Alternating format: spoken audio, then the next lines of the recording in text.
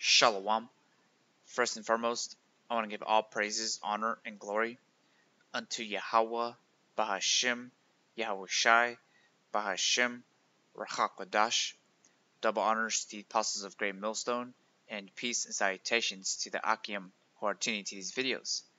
And in this video, I'm going to be speaking in the spirit of prophecy on what's going to happen to the rulers of this world. Because as we can see that we're getting closer and closer to the third woe that the scriptures speak about, and that this third woe is going to be the last woe to end all woes. And it ain't going to be a conventional war where you're going to send people over and there's a chance that they're going to come back. This is going to be the last go around for all these heathen nations to come up against each other, specifically the nation of Babylon, the modern day Babylon, because all these nations, they're as strong as this place, and they're able to go toe to toe against them. Like if you read in the book of Joel, all the mighty men of all these heathen nations have been woken up, and all these nations are turning their plowshares into weapons. All their pruning hooks, they're turning that into means of war as opposed to means of agriculture, because this war is prophetic, and it's going to happen. And it's only a matter of time before all of these nations are going to go into the valley of Yehoshaphat and actually commence this battle. And then with all of that happening, Yahushua is going to return, deliver his elect, and then those thermonuclear missiles are going to be shot off to this place and various places on the earth. The scripture says it's going to be rocking to and fro like a drunkard. And one thing too with this with the nuclear weapon is you can consider it collateral damage that is spoken about in Revelation 14, that those who are going to take that MOTB are going to taste of that fiery death, the lake of fire, which right here in America, you're standing in it. It's just it hasn't been kindled yet. Like the apostles have been speaking about this last Saturday at camp, going into this actual prophecy. And that's in the spirit of Yahweh Shem Shai and the testimony to speak this prophecy, because we're telling you these things before they actually take place. And you can see on the news this article. I believe it's a few months old, but the topic is still in talks. So much to the point where people in the world who have no hope in anything, and especially like here in Great Millstone, we teach to the hopeful elect, because we hope that our works are going to show forth as righteousness as opposed to our wicked works, and will be judged in righteousness and be delivered. That's why we put on therefore the elect, and we persuade men. We continuously go out there on the highways and hedges and bid them to the marriage, those who are willing to hear this message. And we're not going to quit until these things are fulfilled. But the people in the world, they're in straits because of this, because this is ruining any plans that they had of actually having like a life in this society. Because as you can see, with these years coming along down the pipeline, they're going faster and faster, because it's for the elect's sake. These times are moving faster for the elect's sake. And this place that we're currently living in, it's about to go out the window in a big bang.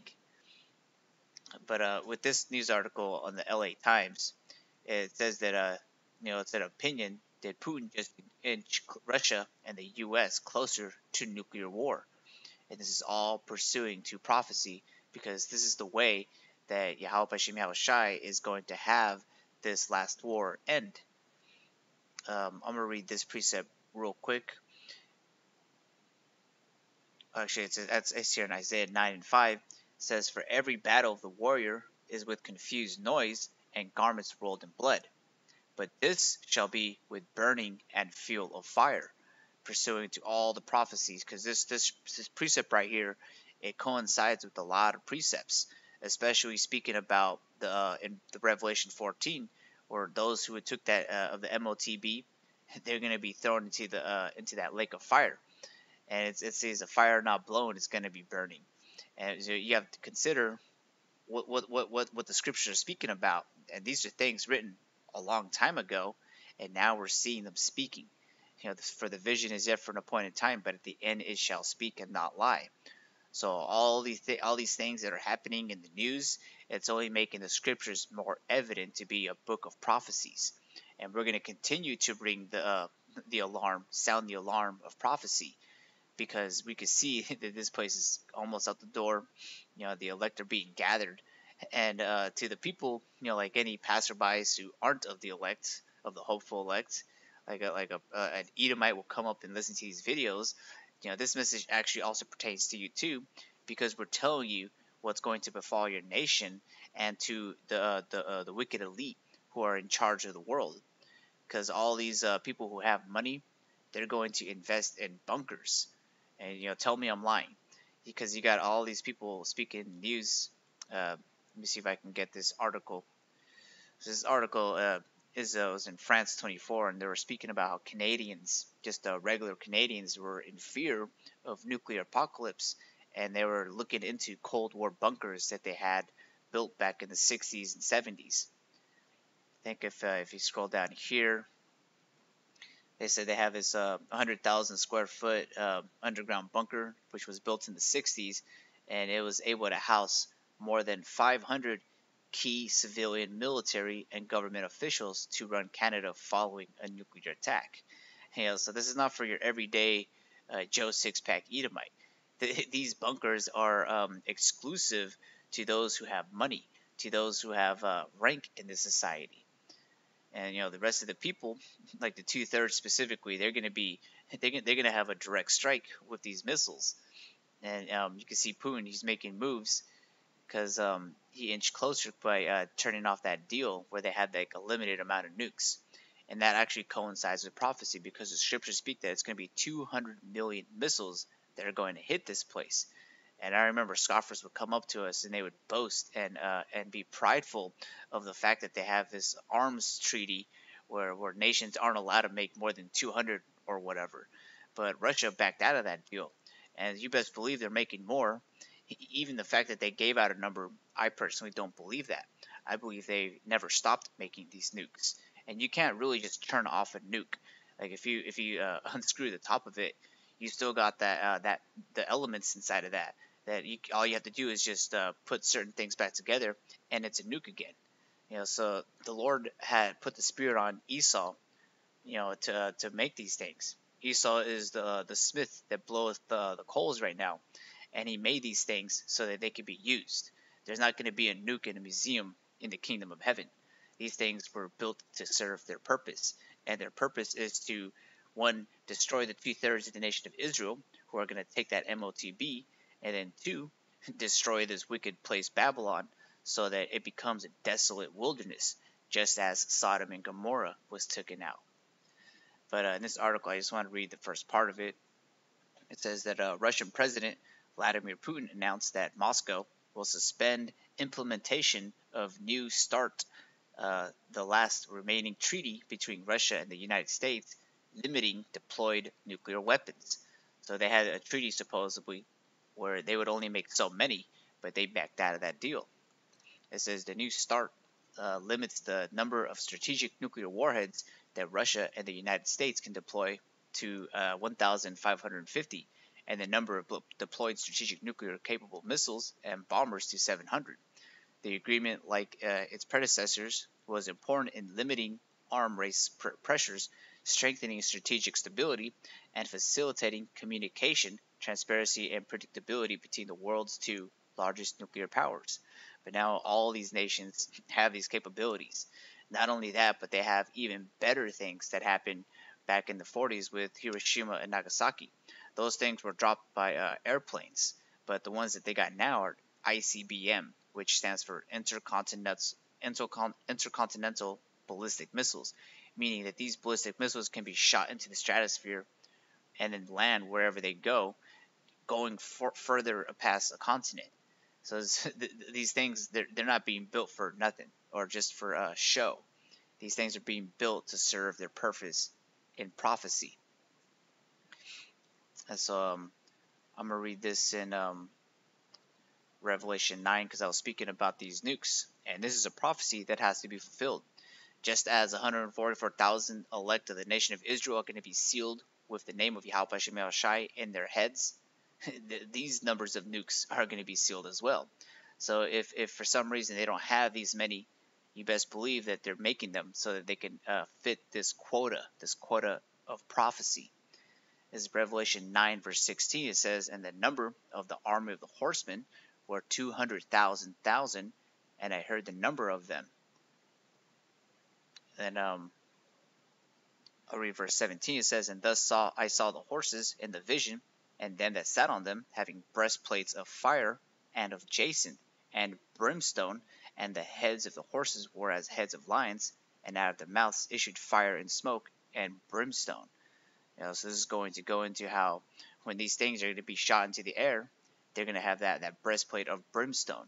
That's basically the elements that are utilized to make a nuclear weapon.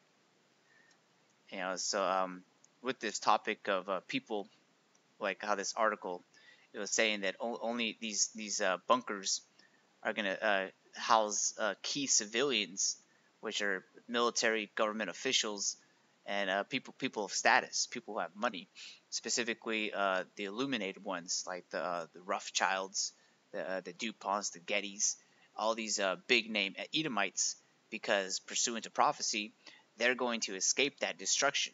That destruction is really just for the masses, but the main ones, the kings of this earth, they're going to be put into slavery. So you can see how all these prophetic precepts, they coincide with each other. They're pretty much painting a beautiful mural of what Yahushua is going to do when he returns. He's going to gather his elect while the missiles are coming down, and then those who escaped those missiles are going to be led into slavery.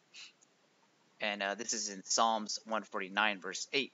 It says, to bind their kings with chains and their nobles with fetters of iron, to execute upon them the judgment written. This honor have all his saints, praise ye the Lord. And you best believe at this time his saints are going to be able to participate in this once they have those bodies with the heart of flesh, so they never go off. They're going to have that righteous judgment as Yahushua would want, so will his saints do. They're going to minister unto the words of Yahweh Hashem Yahushua. It's what he says is going to be passed. And I want to read this going into how like it's written in Amos that these devils aren't going to be able to escape. Just because they got this bunker, they're going to escape the thermonuclear explosions. Doesn't mean that they're out of the situation. No, the saints are going to become hunters in that time, and we're going to round you guys up whithersoever you guys are hidden in these mountains, or like as it's going to go, because it ain't just going to be bunkers. They got space stations, they got aqua labs, they got a whole bunch of places where they're going to try to hide. But it says here in Amos 9, and I'm just going to start at verse 2. It says, though they dig into hell, thence shall mine hand take them. Though they climb up to heaven, thence will I bring them down. And then you got also point this out that like right now, out of all the groups of the world, whether they be Moab, Esau, or Japhet even, who is fulfilling this prophecy? Because if you read in the book of Obadiah, which this is a direct message to the nation of Edom, but in Obadiah 1 and 4 it says, though thou exalt thyself as the eagle, and though thou set thy nest among the stars, thence will I bring thee down, saith the Lord, Yahweh Ba'ashem Yahushai. And so you can see what Esau was doing during that space race. Is he was building those space stations, and that's what with the whole NASA, that they have a shuttle system where they'll send people up to those space stations, and only one group of people was able to fit this prophecy here, who's able to fit this characteristic. And you got these people saying that those are Japhites, but this book of Obadiah was written towards the Edomites, and those Edomites fit this characteristic. So they're going to be going into the mountains, going into their space stations, wherever. But it says, thence will I bring them down. I'm going to read verse 2 again. It says, is Amos 9 and 2, though they dig into hell, thence shall mine hand take them. Though they climb up to heaven, thence will I bring them down. And though they hide themselves in the top of Carmel, which is a mountain in the land of Israel, it says, I will search and take them out thence. And though they be hid from my sight in the bottom of the sea, thence will I command the serpent, and he shall bite them. And though they go into captivity before their enemies, thence will I command the sword, and it shall slay them, and I will set my eyes upon them for evil and not for good. So you got not only is the Lord going to search you out with His hates, but you got Leviathan out there scoping out your sea bases. Because when it says right here, thence will I command the serpent, and he shall bite them, was because when all is said and done, you got to remember Leviathan is going to make an appearance as well. It's going to be like a Royal Rumble, where all the main characters are going to be at this one grand event. And then you could read this here in Revelation 6, and I'm just going to jump down to get to the point. Alright, so this is in Revelation 6 and verse 13. It says, And the stars of heaven fell unto earth, even as a fig tree casteth her untimely figs when she shaketh of a mighty wind. And the heaven departed as a scroll when it is rolled together. And so if this isn't talking about that technology, the thermonuclear missiles, then you're going to have to explain what this is speaking about. Because you have precepts about this where it talks about when this event happens, when Esau gets taken down in fire and brimstone, the heavens are going to turn as a scroll, like they're being rolled like a mushroom cloud. And that's the breakdown that we're running with, because it's plain upon tables that this is what the scripture is speaking about. And it just shows the volume of the prophecy that's written in this book too, because this was written before these things were invented, before Esau was establishing rulership like that, and then being mighty and having these thermonuclear missiles, to boast and take everything on the earth. The scriptures wrote about that technology that he was going to have, because the Lord gave him that technology. But so I'm going to read verse 14 again. It says, And the heaven departed as a scroll when it is rolled together, and every mountain and island were moved out of their place.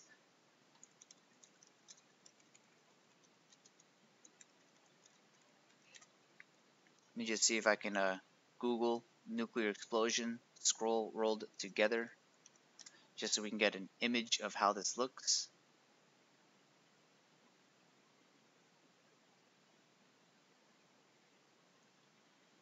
So this is what the scriptures are speaking about when the sky is going to be rolled as a scroll.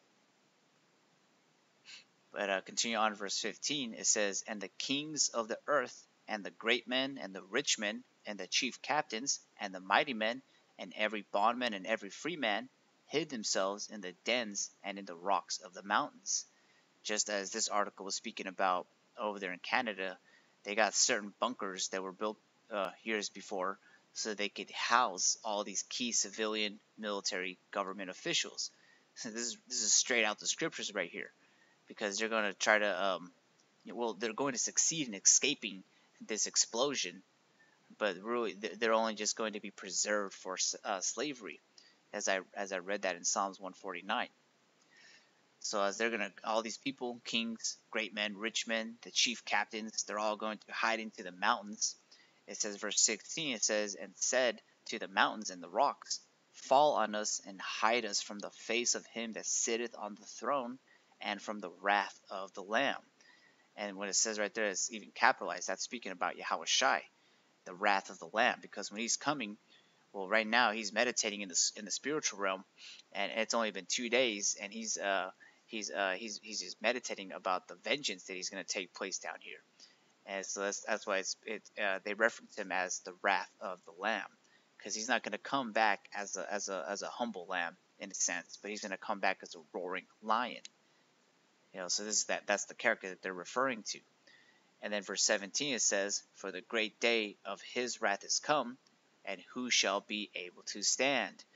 And basically no one's going to be able to stand. And even if you hide yourselves in these mountains or in these shuttles, satellites, or whatever, you're only being preserved for slavery. And just going into just the depiction that this prophecy has, because all these missiles are going to hit in a lot of key locations. Canada's going to get a few missiles. I think even the land of Israel is going to get hit, because that place needs to get cleansed. And it's nothing for Yahweh Bashim Yahushai to re-clean that land after it gets nuked. But it says in Isaiah 24 verse 20, it says, the earth shall reel to and fro like a drunkard, and shall be removed like a cottage, and the transgression thereof shall be heavy upon it, and it shall fall and not rise again. And you can read various precepts about how this is going to like after all the smoke is it will after all this is said and done, this place specifically in the land of America, which is known as Babylon the Great in the scriptures, it's going to be uninhabited. It's going to be a smoldering ash, a monument of wickedness, so that everybody can see what type of place this was, that it got destroyed that bad. Just as when we left Egypt, uh, when the Lord delivered the Israelites out of Egypt, word got around to all these other nations, and they were seeing how mighty of a place that was once. It once was, and now it was destitute, because the Lord did a number on ancient Egypt, and just as He did before, He's gonna get those plagues from before and make them happen again here in America, but more so, because He's gonna do everything in His power to make a statement, just like how He did when we were leaving Egypt. And then this last precept, because I was speaking about the prophecy of how it's going to play out for the heathens that are going to be in these bunkers, they're going to be led into captivity. Those who receive this message and believe and adhere to this message, because we could see this, we have that vision, we all know that this is going to play out, and we all want it to play out. These are words of motivation to those of the hopeful elect to constantly endure and not to let go of the plow. This is in 2 Peter 3 verse 10. It says, but the day of the Lord will come as a thief in the night, in the which the heavens shall pass away with a great noise, and the elements shall melt with fervent heat. And so you got the elements going to be melting with fervent heat. Again, like as I was saying in Revelation 6, if this isn't speaking about those mushroom clouds, well then what is speaking about? If this isn't speaking about the elements inside those ICBM missiles that's going to melt the elements with fervent heat, what is this talking about? And it says, the earth also and the works that are therein shall be burnt up. And then verse 11, it says, seeing then that all these things shall be dissolved, what manner of person are ye to be in all holy conversation and godliness, looking for and hastening unto the coming of the day of the Most High, wherein the heavens being on fire shall be dissolved, and the elements shall melt with fervent heat. So that's what we look forward to. We don't invest our lives in this society. We're dead to this world, but we live in Yahweh Shai. We've given everything up so that we could fulfill or work for this ministry, so that because we all want the same thing. We seek a kingdom to come. And then in verse 13 it says, nevertheless, we, according to His promise, look for a new heavens and a new earth, wherein dwelleth righteousness. And that's exactly what's going to play out after all this is said and done, when all these heathens that are in the bunkers are going to be led into captivity, and this place, the land known as America, is going to be no more, uninhabited, to the point where Arabians won't be able to pitch tent here.